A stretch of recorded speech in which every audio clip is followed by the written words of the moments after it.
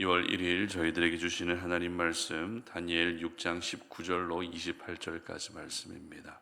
이튿날에 왕이 새벽에 일어나 급히 사자 굴로 가서 다니엘이 든 굴에 가까이 이르러서 슬피 소리질러 다니엘에게 묻되 살아계시는 하나님의 종 다니엘아, 네가 항상 섬기는 내 하나님이 사자들에게서 능히 너를 구원하셨느냐 하니라. 다니엘이 왕에게 아뢰되 왕이여 원하건대 왕은 만수무강하옵소서. 나의 하나님이 이미 그의 천사를 보내어 사자들의 입을 봉하셨으므로 사자들이 나를 상해하지 못하였사오니 이는 나의 무죄함이 그 앞에 명백함이오며 또 왕이여 나는 왕에게도 해를 끼치지 아니하였나이다 하니라.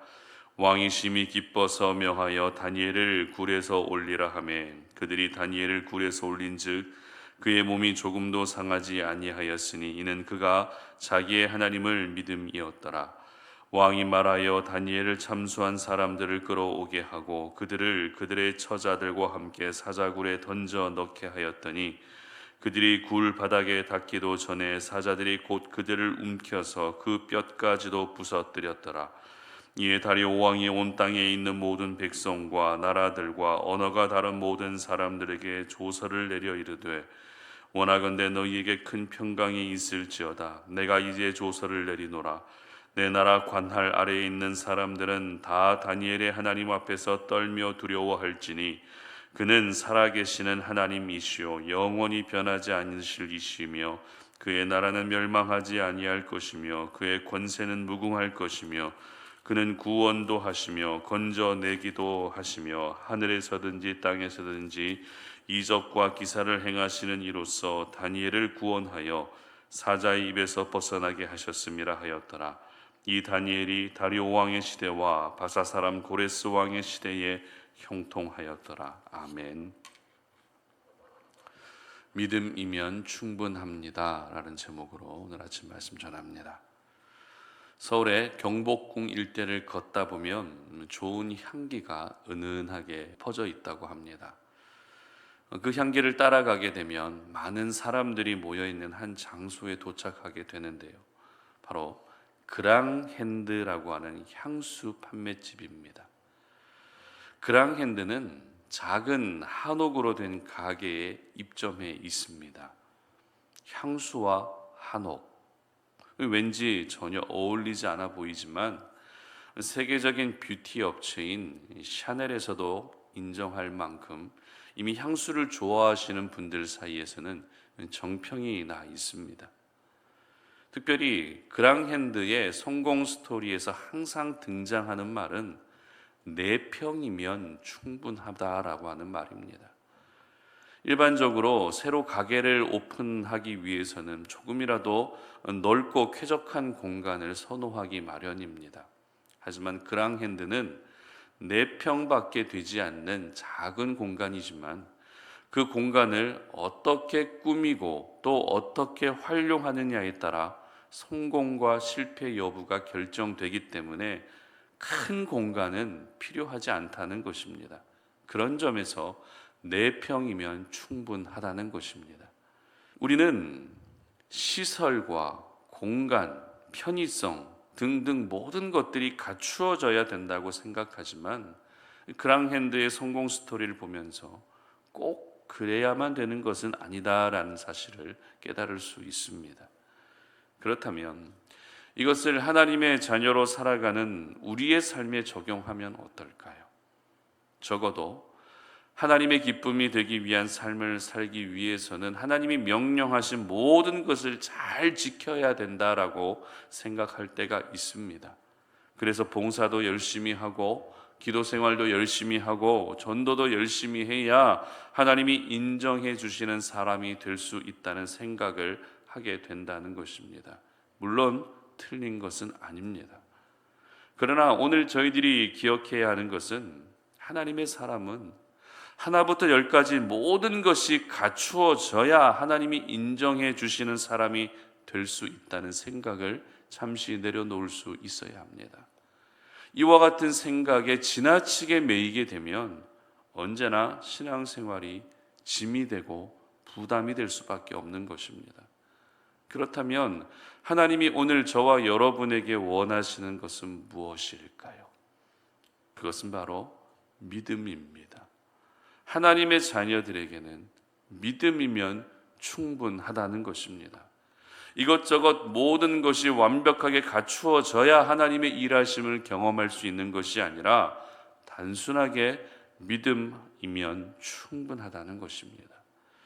오늘 말씀이 바로 이것을 저희들에게 잘 교훈하고 있는 말씀인데요. 다니엘은 왕의 금령이 내려졌음에도 불구하고 예루살렘을 향한 창을 열고 기도하다가 결국 사자굴에 던져지게 됩니다.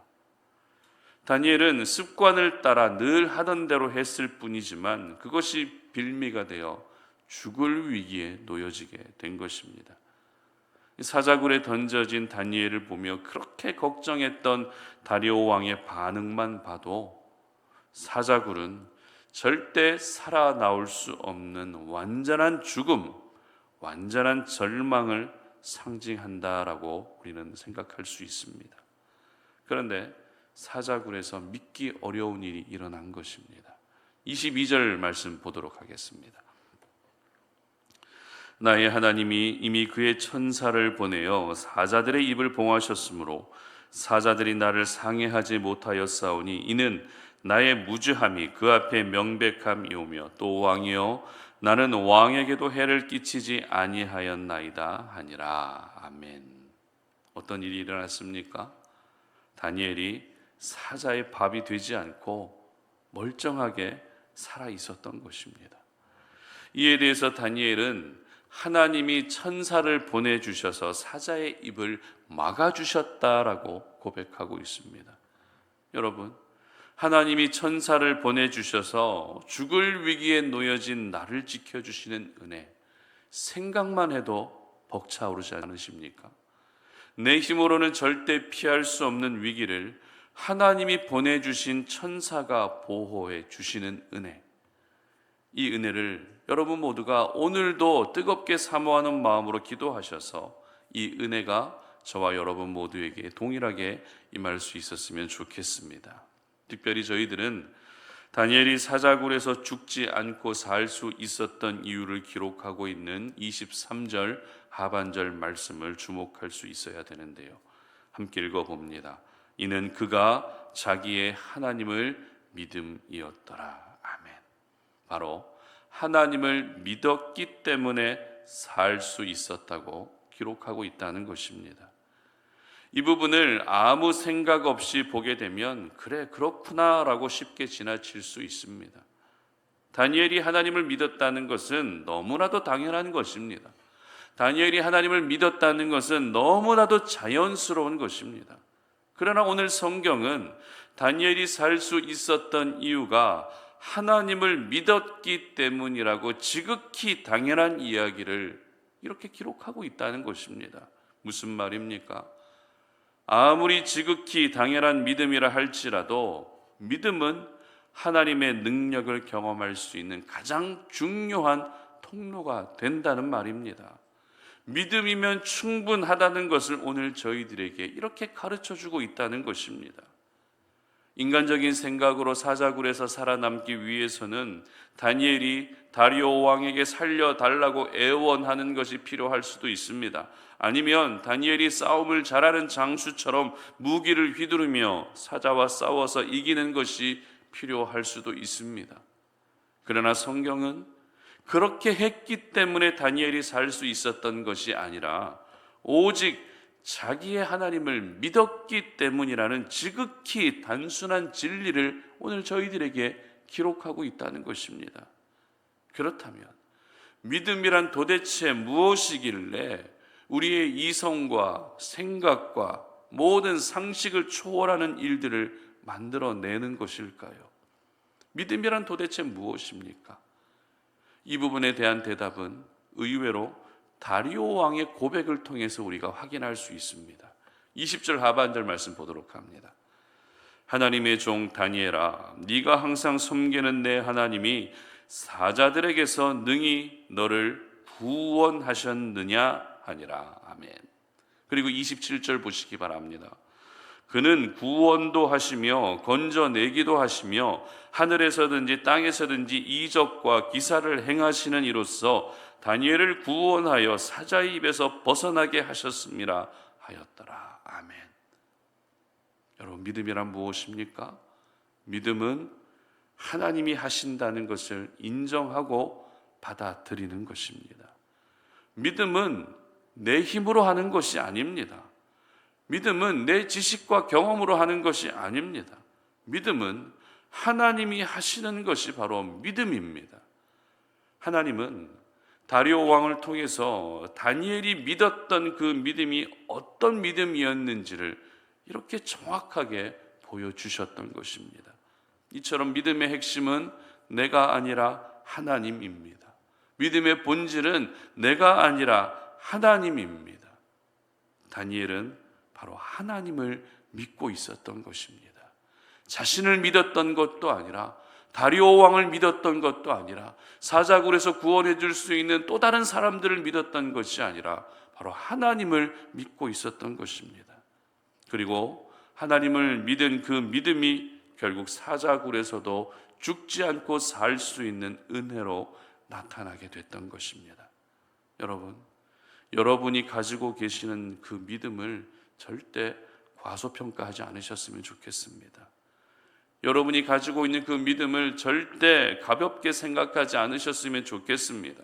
비록 상황에 따라서 이리저리 흔들리는 믿음이기도 하고 마치 롤러코스터처럼 올라갔다가 내려갔다가를 반복하는 믿음일 때도 있지만, 그 믿음의 대상이 변함없이 살아계신 하나님이라면 그 믿음으로도 충분합니다.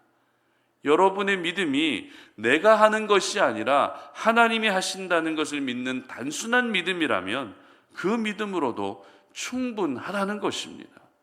그러므로 저희들은 내가 가지고 있는 믿음이 더 이상 흔들리지 않게 해야 되고 더 이상 오르락 내리락하지 않게 해야 합니다. 이것도 한두 번은 그럴 수 있지만 반복되는 순간 믿음도 결국 손상되고 마는 것입니다. 믿음이라는 것은 변질될 우려도 크고 손상될 우려도 큽니다. 그러나 그런 가운데에서도 하나님이 하신다는 믿음을 지킬 수만 있다면 그 믿음으로도 충분한 것입니다. 하나님은 그 믿음 하나만을 보시고 우리 삶 가운데 놀라운 기적을 행하여 주시는 것입니다. 예수님은 자신의 하인을 고쳐주기를 구했던 백부장을 보시며 이렇게 칭찬했는데요. 마태복음 8장 10절을 제가 읽어드립니다.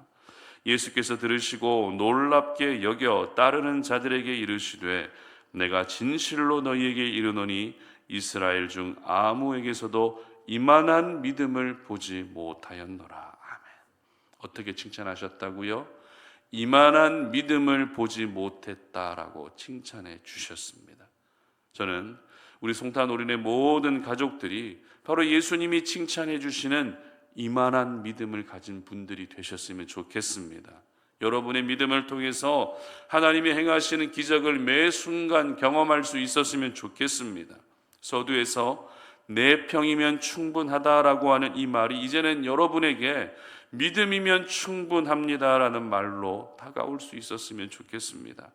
이것저것 다 갖추어져야 그때 기적이 나타나는 것이 아니라 하나님을 믿는 믿음이면 충분하다는 것을 기억하시고 그 믿음을 통해서 오늘도 여러 위기 가운데서도 살려주시고 지켜주시는 하나님의 놀라운 은혜가 저와 여러분 모두에게 임할 수 있기를 주님의 이름으로 축복합니다. 함께 기도하겠습니다. 하나님 아버지 감사합니다. 오늘도 이 아침에 우리가 주의 말씀을 통해서 우리의 믿음을 점검합니다. 내가 가지고 있는 그 믿음은 과연 무엇을 믿는 믿음인지, 누구를 믿는 믿음인지 우리 자신을 돌아봅니다. 혹시 나 자신을 믿는 믿음은 아닙니까? 아니면 세상의 유력한 사람들을 믿는 믿음은 아닙니까? 아버지 하나님, 믿음은 그와 같은 것들을 믿는 것이 아니라 하나님이 하신다는 것을 인정하고 받아들이는 것이 바로 믿음인 줄로 믿사오니 우리 모든 송탄 올인의 가족들이 믿음이면 충분하다는 사실을 기억하며 믿음 하나만으로도 얼마든지 하나님의 능력을 경험할 수 있다는 것을 경험할 수 있는 오늘의 삶이 될 수 있도록 도와주시옵소서. 우리의 믿음을 더욱더 견고하게 하여 주시고 이것저것 다 갖추어지는 완벽한 사람이 되기보다도 믿음 하나만으로도 하나님을 기쁘시게 드릴 수 있는 이만한 믿음을 가진 사람이 될 수 있도록 도와주시옵소서. 감사드리며 예수님의 이름으로 기도드립니다. 아멘.